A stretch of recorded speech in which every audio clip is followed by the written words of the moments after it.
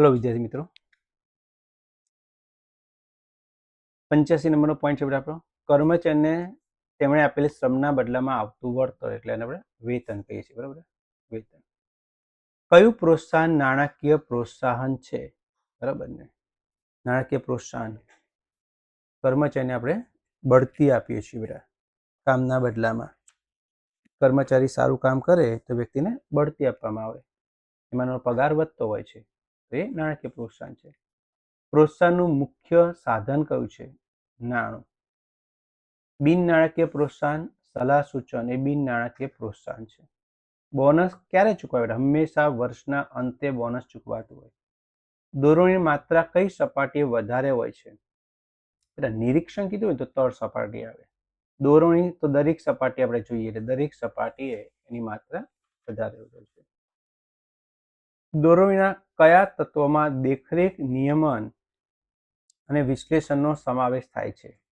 નિરીક્ષણ પ્રોત્સાહન આપીને ધ્યેય પ્રાપ્ત કરવાની પ્રક્રિયાને શું કહેવામાં આવે છે અભિપ્રેરણ માસ્લોની જરૂરિયાતનો અગ્રતા ક્રમનો સિદ્ધાંત પહેલી જરૂરિયાત કઈ છે શારીરિક જરૂરિયાત એ પહેલી જરૂરિયાત છે નેતૃત્વના અમલ માટે શાનું અસ્તિત્વ હોવું જોઈએ નેતૃત્વના અમલ માટે બેટા તાબેદાર હોવો જોઈએ ને આપણે સાંભળનાર તો હોવું જોઈએ આપણી સૂચનાઓ મેળવનારા હુકમ આદેશ મેળવનાર હોવું જોઈએ એક વ્યક્તિ દ્વારા બીજી વ્યક્તિને અકબંધ અને સ્પષ્ટ અને અકબંધ સ્વરૂપમાં માહિતી પહોંચાડવાની પ્રક્રિયા અને આપણે શું કહીએ છીએ માહિતી સંચાર બરાબર ને અવૈધિક માહિતી સંચાર મોટે ભાગે કેવો હોય છે અવૈધિક મૌખિક હોય છે અબ્રાહમ માસ્લોએ જરૂરિયાતનો ક્રમનો સિદ્ધાંત ક્યારે રજૂ કર્યો હતો 1943માં તળ સપાટી સંચારથી અહેવાલ સ્વરૂપે ઉચ્ચ સપાટી સુધી માહિતી પહોંચાડવાની જે પ્રક્રિયા છે એને માહિતી પ્રેષણ કહેવાય શું કહેવાય માહિતી પ્રેષણ કહેવાય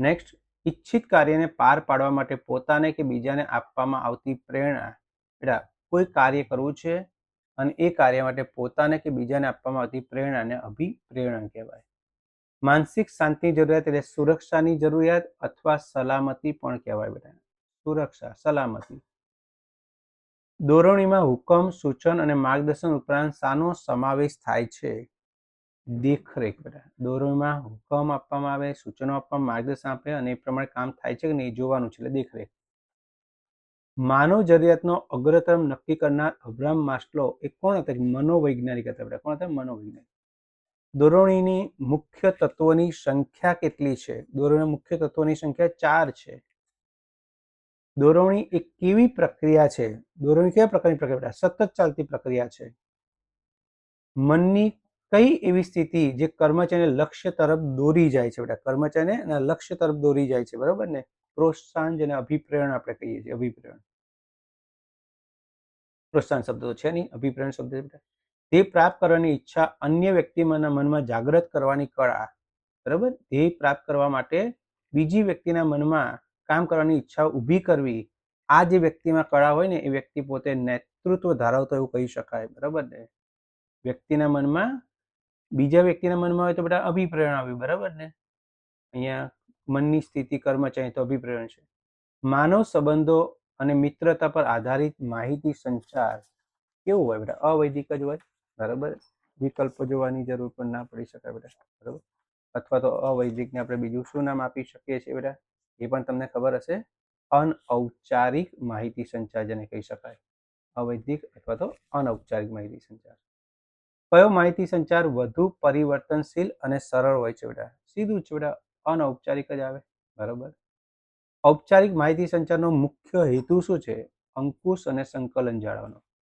કર્મચારી દ્વારા આપવામાં આવતો અહેવાલ એટલે શું બેટા કર્મચારી કોને અહેવાલ આપે છે આપણને ખબર છે બેટા નીચેથી ઉપર તરફ જે માહિતી સંચાર જાય છે એને કર્મચારી દ્વારા આપવામાં આવતો અહેવાલ કહેવાય માહિતીની આપલે એટલે શું તો માહિતીની આપલે એટલે માહિતી પ્રેષણ બરાબર માહિતી સંચાર બેટા માહિતી સંચાર બરાબર માહિતીની આપલે એટલે માહિતી સંચાર મિત્રો બરાબર ચલો મિત્રો હજી નેક્સ્ટ બીજો એક લેક્ચર લઈ લે બેટા એની સાથે સાથે આપણે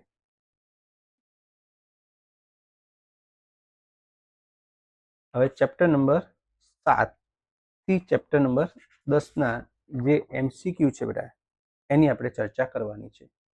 અંકુશ કેવી પ્રક્રિયા નથી? તો જળ પ્રક્રિયા નથી.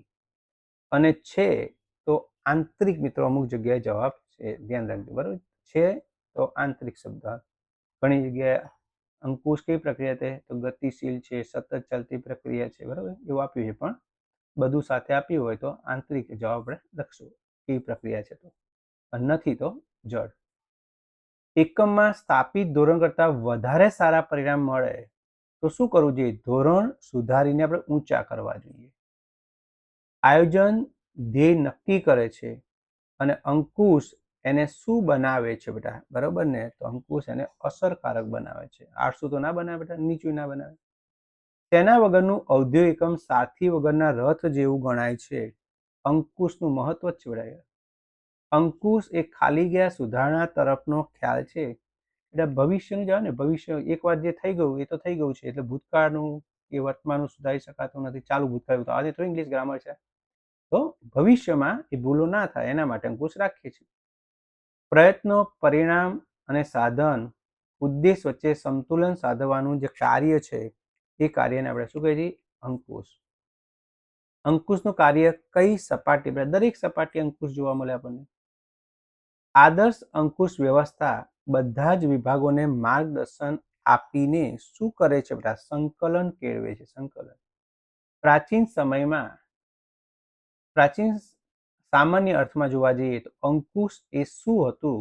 તો જે કર્મચારી છે એની સ્વતંત્રતા પર અવરોધક પ્રવૃત્તિ હતી. પણ વર્તમાનમાં એવું નથી બેટા. સંચારનું અંતિમ કાર્ય કયું છે? સંચારનું અંતિમ કાર્ય અંકુશ. સંચારનું પહેલું કાર્ય કે તો આયોજન, પણ અંતિમ કીધું છે એટલે અંકુશ બેટા.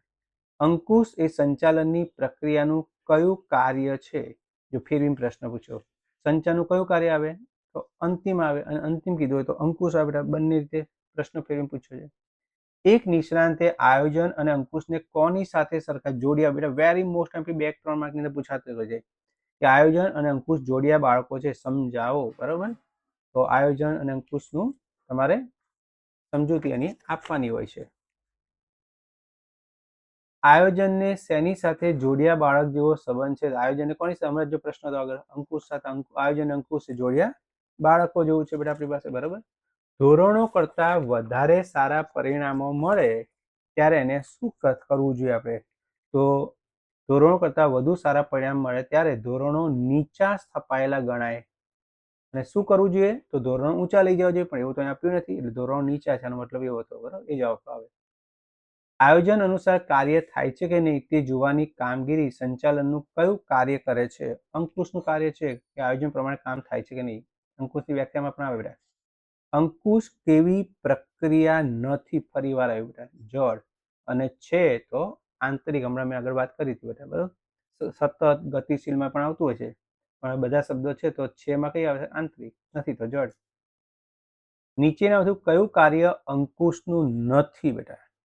બરાબર ને? નીચેમાંથી કયું કાર્ય અંકુશનું નથી? તો ઉદ્દેશ નક્કી કરવા અંકુશનું કાર્ય નથી. સંચારનું કયું કાર્ય અંકુશનો જન્મ સાથી થાય? આયોજન. આયોજન હોય તો જ અંકુશ આવે. આયોજન હોય અંકુશ થાય નહીં એટલે આયોજન આવે. વિચલનોની જાણકારી મેળવ્યા પછી સંચાલકો તેને દૂર કરવા કેવા ઉપાયો હાથ ધરે છે? વિચલનો થયા જાણ્યા પછી એને સુધારવાના હોય એટલે સુધારલક્ષી પગલાં આવે. અંકુશ પ્રક્રિયાનો પ્રથમ તબક્કો કયો છે? ધોરણોની સ્થાપના કરવી. નાણાકીય સંચાલનને કોની સાથે સંબંધ છે? તો નાણાકીય સંચાલનને બેટા નાણાં કાર્ય સાથે. નાણાકીય સંચાલન, નાણાં કાર્ય યાદ રાખવાનું. રોકાણ અંગેના નિર્ણયો એટલે શું? તો રોકાણ અંગેના નિર્ણયો એટલે મૂડી બજેટિંગ કહેવાય ને. ઇક્વિટી અને દેવાનું યોગ્ય પ્રમાણ ધરાવતું મૂડી માળખું, ઇષ્ટતમ મૂડી માળખું. બરાબર. કેવું મૂડી માળખું ઇષ્ટતમ હોય? તો ઇક્વિટી અને દેવાનું યોગ્ય. આ ટૂંકા પ્રશ્નમાં પણ આવી શકે બેટા. ચોખ્ખી કાર્યશીલ મૂડીના સંદર્ભમાં કયું વિધાન સાચું નથી? 4 ઓપ્શન છે, એમાંથી કયું વિધાન એક ચોખ્ખી કાર્યશીલના મૂડીના સંદર્ભમાં સાચું નથી એવું કીધું? કીધું ધંધા કે એકમની તરલતાની સ્થિતિ દર્શાવતો નથી બેટા. તરલની સ્થિતિ દર્શાવે છે, એ નથી કીધું તો એ સાચું નથી. મૂડી માળખાના કેટલા પ્રકારો છે? 4 પ્રકાર છે મિત્રો. હવે બાકીના MCQ નેક્સ્ટ લેક્ચરમાં લઈએ.